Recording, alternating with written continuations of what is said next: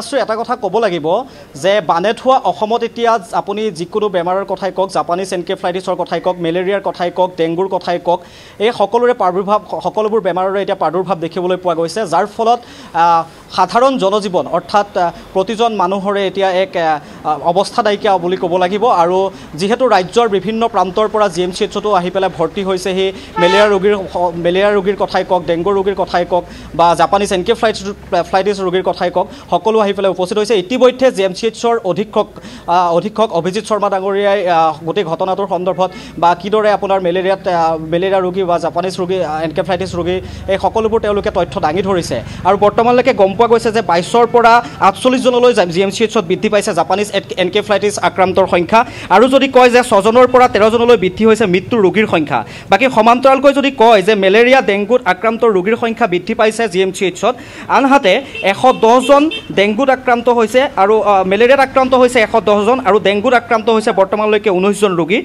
আৰু 26 জনৰ বৰ্তমানলৈকে মেলেৰিয়াত মৃত্যু হৈছে বুলি জানিব পৰা গৈছে ঠিক সেইদৰে যিদৰে জিএমচিএইচত বিভিন্ন ধৰণৰ মেলেৰিয়া ৰোগী বা ডেংগু ৰোগী বা জাপানিজ এনকেফ্লাইটিছৰ ৰোগী আছে ঠিক সেইদৰে ৰাজ্যৰ প্ৰতিখন চিকিৎসকতে এতিয়া চিকিৎসালয়তে এটা কথা দেখিবলৈ পোৱা গৈছে যে জাপানিজ এনকেফ্লাইটিছ বা জাপানিজ এনকেফ্লাইটিছৰ ৰোগীৰ সংখ্যা ৰাজ্যৰ বিভিন্ন ধৰণৰ হস্পিটেল বা চিকিৎসালয়ত মানে সৰহ সংখ্যকভাৱে দেখিবলৈ পোৱা গৈছে ৰোগীৰ সংখ্যা গতিকে এই যি প্ৰাদুৰ্ভাৱ এই যি জাপানিজ এনকেফ্লাইটিছৰ প্ৰাদুৰ্ভাৱ ইয়াৰ কাৰণে চিকিৎসকসকলো অধিক সজাগ হোৱা দেখিবলৈ পোৱা গৈছে বা আপুনি আৰু চিকিৎসকসকলে তেওঁলোকে হয়তো ইয়াৰ নিৰাময়ৰ কাৰণে ফগিঙৰ ব্যৱস্থা কৰিছে বা বিভিন্ন ধৰণৰ ব্যৱস্থা কৰিছে ব্লিচিং পাউডাৰ ব্যৱস্থা কৰিছে আৰু আমি এটা কথা জানো যে এই বেমাৰবোৰৰ মূল কাৰণটো হৈছে যেতিয়া শৰীৰত মহে আক্ৰমণ কৰে বা মহে যেতিয়া খায় তেতিয়াই হয়তো এনেধৰণৰ বেমাৰসমূহ হয় আৰু ইয়াৰ চিমটমছবোৰ হৈছে যেতিয়া জ্বৰ হয় বা কোনোবা এজন ৰোগীৰ যেতিয়া কাহ হয় এনেকুৱা ধৰণৰ যেতিয়া চিমটমছবোৰ দেখিবলৈ পোৱা যায় তেতিয়াই কি হয় এজন ৰোগীক চিকিৎসালয়ত ততাতৈয়াকৈ ভৰ্তি কৰিবলৈ ইতিমধ্যে চিকিৎসকসকলে পৰামৰ্শ দিছে আৰু এই যি বানেট হোৱা অসমত এই যি এতিয়া বিভিন্ন ধৰণৰ ৰোগৰ যি প্ৰাদুৰ্ভাৱ দেখিবলৈ পোৱা গৈছে ইয়ে সাধাৰণ জনজীৱন স্তব্ধ কৰাৰ লগতে বহু লোকৰে বহু পৰিয়াললৈ এক কালমানিশা নামি আহিছে বুলি ক'ব পাৰি হিমাশ্ৰী কলিতা হয় যেহেতু আপুনি জিএমচিএইচত বৰ্তমান উপস্থিত আছে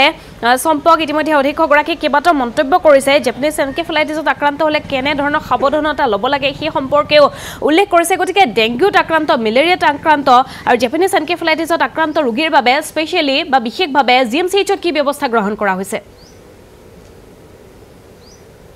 হয় আমি যেতিয়া আপোনাৰ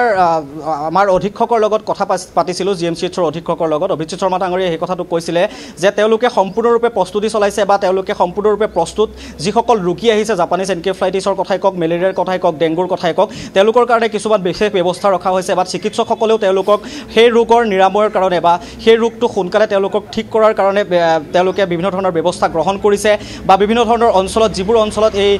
ৰাজ্যৰ যিহেতু ভিন্ন প্ৰান্তত এই বেমাৰসমূহৰ প্ৰাদুৰ্ভাৱ দেখিবলৈ পোৱা গৈছে গতিকে তেওঁলোকে বিভিন্ন ধৰণৰ জেগাত ব্লিচিং পাউডাৰ বা ফগিং এনেকুৱা ধৰণৰ কিছুমান ব্যৱস্থা কৰাৰ লগতেও তেওঁলোক চিকিৎসক বিশেষকৈ জিএমচিএইচৰ যিসমূহ চিকিৎসা মানে তেওঁলোকৰ চিকিৎসকসকল অধিক তৎপৰ হৈ আছে এই গোটেই সমগ্ৰ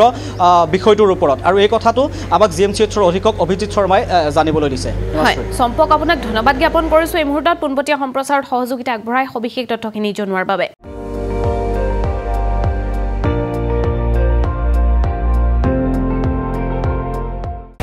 আপুনি চাই আছে ND24 সৰ্বশ্ৰেষ্ঠ নহয় সৰ্বোত্তমৰ দৌৰ